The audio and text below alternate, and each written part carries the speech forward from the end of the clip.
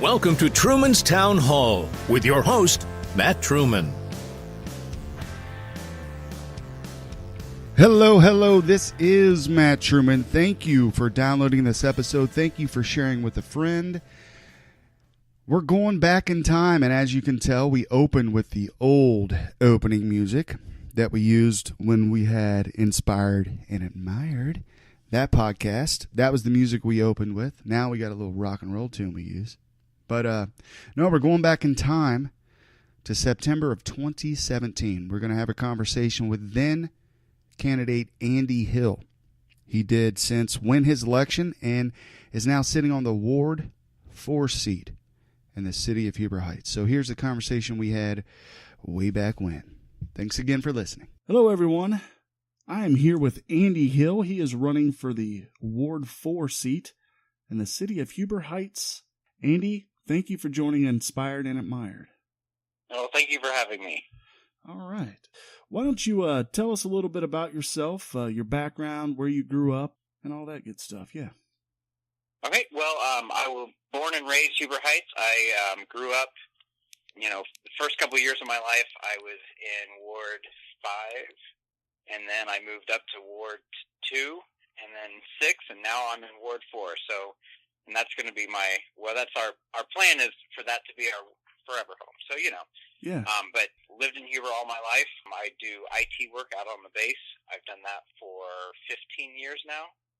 Okay. Not on base, but, various different places, and now I'm on base, and I really like working there. And so, yeah. Good deal. So what made you decide to run for Huber Heights City Council?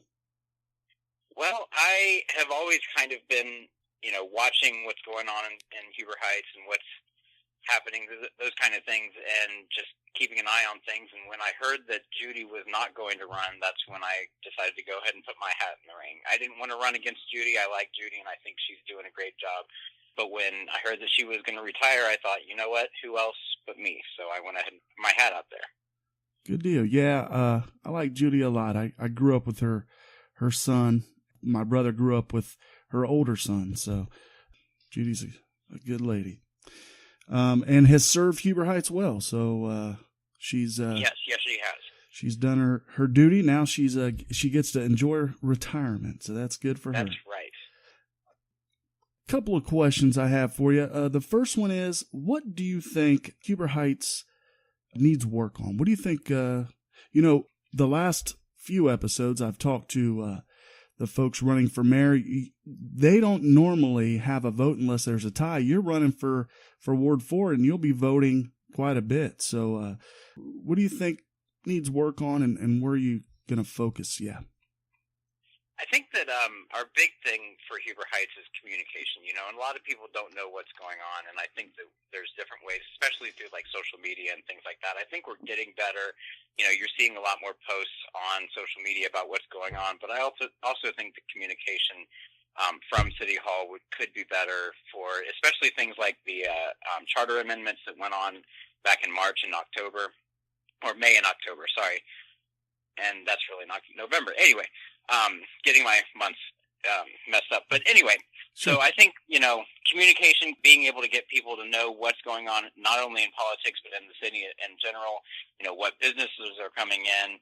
And I think that growing businesses and trying to get more unique businesses is probably a good thing that the city could be doing a little bit better job at.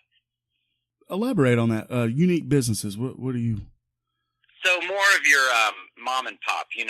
We're getting a lot of car washes is the big thing right now because we're getting one of those coming up, and some people are like, "Well, we've got a bunch of car washes already," and I can totally get that. And the running joke sometimes on social media is that we've got all sorts of different donut shops and pizza parlors, and if a new place is coming in, it's probably a pizza parlor. And so, I'd like to see a little more variety, mom and pop, your smaller places, not try to get the bigger companies, but, look for places that are more unique, more pinpointed towards things. Sure. So I think that a lot of people are looking more for those local kind of places. Yeah, that sounds good. So what do you think Huber Heights is doing well right now? What do you think the city government's doing well? Well, I think that the fact that we're actually having festivals again, in the last 5 years we started having the 4th of July and the Marigold. And I think that bringing that kind of stuff back into the community and having people come out and be able to get together, and, the movie nights, things like that. I think we're doing a really great job with that. Backing the community when things come up like the cell phone tower. I know that there's a lot of stuff to go with that, but, being able to say when a citizen comes to you and says, we want you to back us up on this, and the city actually says, okay, we'll do that. I think that's important. Right. Yeah, that was that was one of the questions I was going to raise is what your thoughts were on the cell phone tower issue that was just city council had voted not to accept the settlement. So, right. and it's mainly, I believe it comes from the standpoint of property rights for the individual resident. So talk about that a little bit. Tell us where you stand with property rights, and if you want to elaborate more on the cell phone tower issue, that's fine as well. Sure.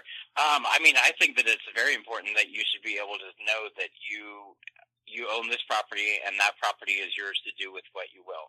And I don't think that anybody should be able to impede on that ability, especially when it comes to something like a cell phone tower.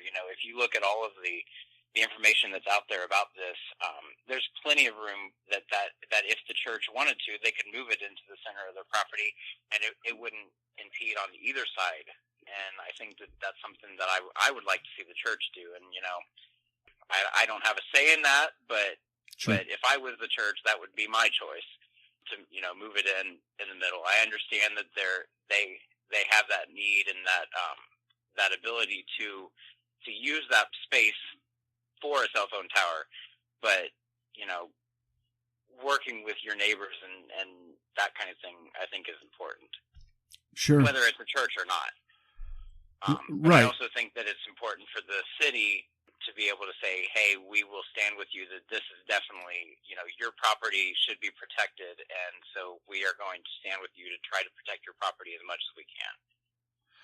Right. And being for the freedom for a person to do what they would like on their own property, as long as it doesn't impede on another person's property.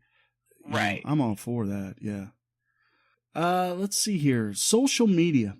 There's a lot of activity on social media. This is a question I've been asking all the candidates as well. Where do you stand on social media? Do you think there needs to be adjustments? How are you going to use social media if elected? Where are you at with social media? I think that social media is very important. I think that, as our population changes and we bring in more millennials and more of Gen X, Gen Y people, into our city, we're going to need to be able to engage them in different ways, because we don't have, I don't have a wired phone. I don't typically get a lot of mail that's not junk mail or something to do with, like a Kohl's charge, that kind of stuff. Sure. So I think that social media is very important, but I also think that we need to be careful. I think that it's a good idea for us to, as a city, to be engaging people with social media. I think that it's great that Scott's out there and he's posting about stuff that's going on, and we've got other, ward and mayoral people putting things out there that this is what's going on out in the city. Come out, join us. Let's do some things as a community. But I also think that when it comes to engagement with citizens, I think that we need to be careful, because we should not be getting into tiffs, fights, anything like that, because that not only doesn't look good for the candidate, or not the candidate, sorry, for the council people and the mayor and the city as a whole, but it just doesn't look good to people who are thinking about coming into our community. I know of a guy that used to live next to my parents, and he, when he considered moving to a different state, he got onto a bunch of boards for the cities that he was looking at, because his job was moving, and he said, I chose the city based on the way that their social media was conducted. And I think that's a lot of people are going to do that. And so, we need to be civil about things, make sure that we get our information out to people, but not not get into fights and stuff like that on social media. Sure. What do you think about a debate without, sticking to the issues? What do you think about, just having, here's why there are some council members who do argue and kind of have that, but there are others who will tell you their side of the story. Here's where I stand. This is, and just break it down like that. There may be others who disagree, and they may disagree with the opinion. Mm-hmm. You okay with that? Yeah, I think that's fine. Stating your opinion and stating why you're standing the way that you are is important, and I don't see an issue with that. The issue becomes when somebody goes in and attacks your opinion, and then you rebut. And all right, we lost Andy. Give me 1 second. All right, we are back. Sorry about that, Andy. I don't know what happened, but we're back, and we were talking about social media, so go ahead. Okay, so I think that I'll start at the part where we were talking about whether or not people should be able to state their opinion. I completely agree that they should be allowed to state their opinion, and I think that it's important that they should be able to tell people why they voted or why they're going to vote the way that they are. It's the big issue is when somebody then attacks them or says something snarky to them, and then they come back. I think that it's important that all of us should be able to say, okay, this is my opinion, this is the way that I feel about this and how I'm going to vote, and then just leave it at that, Mm-hmm. Yeah. And so I think that we should, with that, as everybody should be more careful about that, because you are representing yourself, and so when you give in to somebody that is attacking you, you open yourself up to a lot more things, and that's not good all around. No, it's not. It's not good for them. It's not good for the city. It's not good for the image. Exactly. And then it opens up the door for more, arguments and things that it's not even needed. Talk about the issue. If you disagree, work it out. Listen. That's important. Listening to what others have to say, and then move on. Right. I'm with you. So, social media. November and May, there were some charter amendments voted on. In May, the charter amendment for the city manager residency requirement. This is also another hot topic issue that I've talked about all the candidates with. Where do you stand on that? The voters voted to keep the language that the city manager should be required to live in the city. Where are you sitting on that issue? Well, first I want to say that when anything that I say about this does not have anything to do with the person, but it's strictly about the position. Yes. Very good. So I want to put that out there first.